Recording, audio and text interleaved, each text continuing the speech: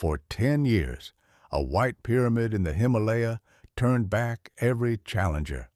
Storms erased routes, men were lost, and maps rewritten, until one quiet morning in 1960, when Dhaulagiri finally allowed humans to stand on its summit. Hey, glad you're here. Welcome to the Himalayan Journals. Here on this channel, we bring to you real stories from century old field notes. We try to keep it simple and calm here.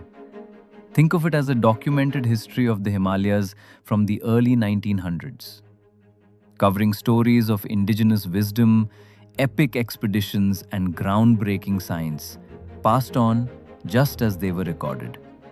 Subscribe, zone out, binge. The name Dhaulagiri means white mountain, and the name fits. Its rock and ice flanks were known for bad weather, and from a distance the peak rose like a vast shining pyramid.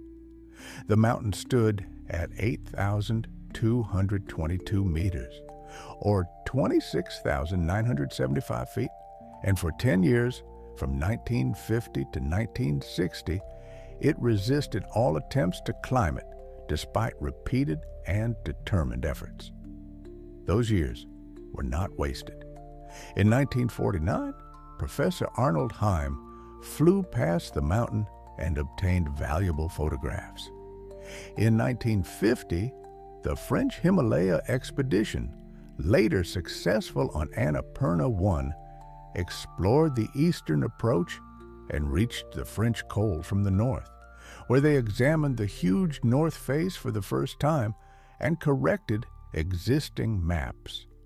In 1953, a Swiss expedition penetrated the Mayangdi-Kola Valley to the foot of the north face and climbed the western part of the face by what became known as the Pear Route, reaching 24,600 feet.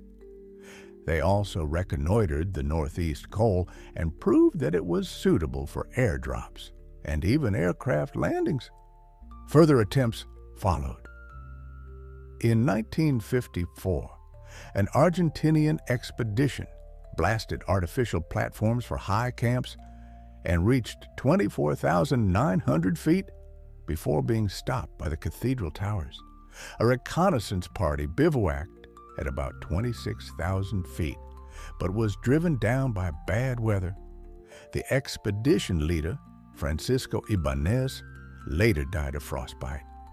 Attempts in 1955, 1956, and 1958 reached similar heights, but were defeated by weather and the early monsoon.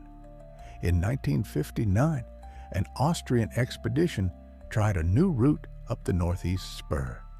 Heine Roas fell into a crevasse and was killed, and storms forced the climbers back, though they proved the route was feasible. In 1960, a privately organized expedition of international composition returned to the northeast spur under the leadership of Max Iselin.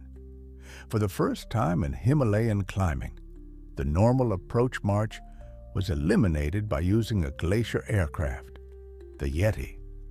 An acclimatization camp was established on the Dapa Col at 17,060 feet, and climbers were flown up from Bhairawa and later Pokhara. Some suffered badly from the sudden height and had to be flown down again.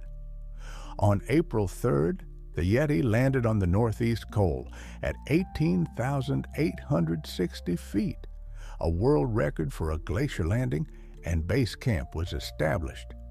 Supplies were flown in until engine trouble forced the aircraft out of service on April 13th. The expedition was split into isolated groups, but work continued. Camps were established up the spur, and loads were laboriously carried from the Dapa Col via the French Col and the Mayangdi Glacier. By April 29th, Ridge Camp 2 was established at 23,130 feet above the ice wall.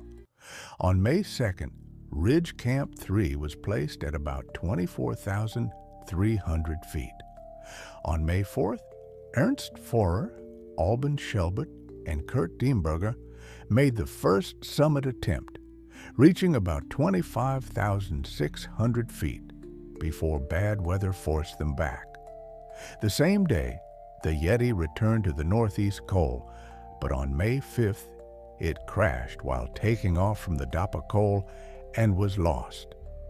After rest and regrouping, a second attempt began. On May 9th and 10th, climbers moved steadily upward, and by May 12th, a bivouac camp was established at about 25,600 feet, just below the junction of the Northeast Spur and the Southeast Ridge. The night was sleepless, spent in a single small tent. On May 13th, the party set out at 8 a.m. Conditions were unusually calm. The route followed a sharp snow arête and a broken ridge. After 4.5 hours of climbing without oxygen, Alban Schelbert, Kurt Diemberger, Nawang Dorje, Ernst Forer, Nima Dorje, and Peter Diener reached the summit of Dhaulagiri. Clouds hid the panorama, but the climbers hoisted flags and thought of the many earlier expeditions whose efforts had made this day possible. With a storm approaching, they descended to the bivouac camp and then to lower camps. Two more climbers, Michel Voscha and Hugo Weber, reached the summit on May 23rd during a brief lull in the weather. Afterward, the expedition withdrew on foot by the Myangdi route, reaching Pokhara on June 7th and Kathmandu on June 8th. The White Mountain had finally been climbed, and the success belonged not to one nation alone, but to all who had labored on its slopes over the years.